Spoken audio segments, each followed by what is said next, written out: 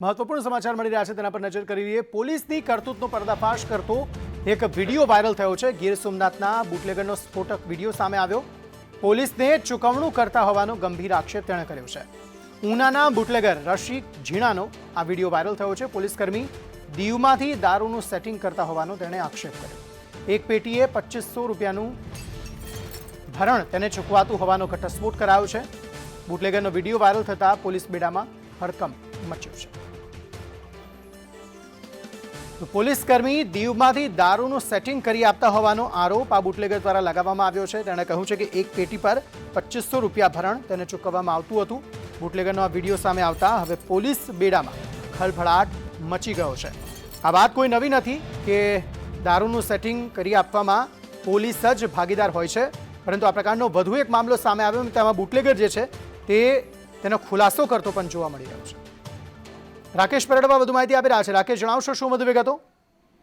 અંકિત, ગીર સોમનાથ જિલ્લામાં પોલીસની મીઠી નજર હેઠળ દારૂનો બેફામ ભ્રષ્ટાચાર ચાલે છે તે વાતને હવે ધીમે ધીમે ક્યાંક ને ક્યાંક સમર્થન મળી રહ્યું છે। જે પ્રમાણે વિડીયો સામે આવી રહ્યા છે, વાયરલ થઈ રહ્યા છે, એક તરફ એસીબીની તપાસ ચાલી રહી છે, એ દરમિયાન એક બુટલેગરનો વિડીયો વાયરલ થયો છે જેમાં એક પોલીસ કર્મચારીના નામજોગ વાત કરે છે કે આટલા રૂપિયા લે છે ને દીવમાંથી દારૂ ઠાલવે છે।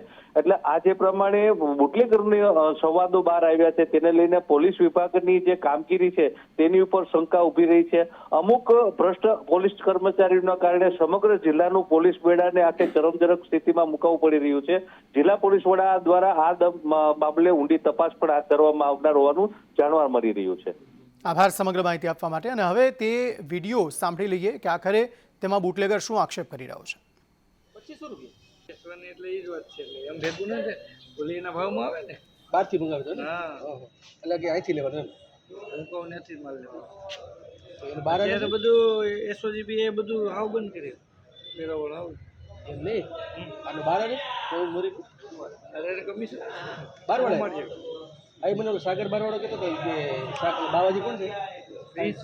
પ્રિન્સ વાળો કાંડનો કોના મને પંજાબ શૈલેષ વાળો કે 400 રૂપિયા પેટી કે મત સાચી વાત છે? હા, એ બોલાવા દેવાના પણ અંદર વાળા આ લોકો પકડીને બધી નામ ખોલાવી 400 રૂપિયા નામ નહીં ખોલાવે નહીં। વાહ વાહ, શાબાશ। 2000 રૂપિયા પેટી કીધું સાંભળે મેં આપેલ 2500 આર છે 2500 રૂપિયા હોય નહીં એટલે માલકોના બેનો હિંમત પછી સેક્શન ખુલતું હતું એ તો સ્કીમ થઈ ગઈ। આ વિરાવડે પકડાણું સેક્શન વાળું તો નીકળે ને બાકી શું નીકળે છે? બધું હોડીનું બતાવે છે કે હોડીમાં લઈ જાય તો સ્કીમ છે બધી અહીંથી બોલે ને તડ નથી મોરી પછી કહી દેવાય ને તમારે કહી છે બહુ સ્કીમ થઈ ગઈ એમને તમારે કહી દેવાય ને તમને પકડે આજે નામ ખોલાવે છે ત્યારે બોલાવાય એમાં બધી વસ્તુ એવી હતી અમે તો પકડાના નતા। પ્રેશર બધું બધી ગોઠે આવે ને, રાજકીય પ્રેશર બહુ હોય પ્રેશર પોલીસને તો કહેવાય ને કે પૈસા નથી દીધા હોય તમને બોલાય ને તમારે એવું લોચું હતું। મોરીએ એક જ વાત કરી હતી મને કે રજા તારા ભાઈના નામે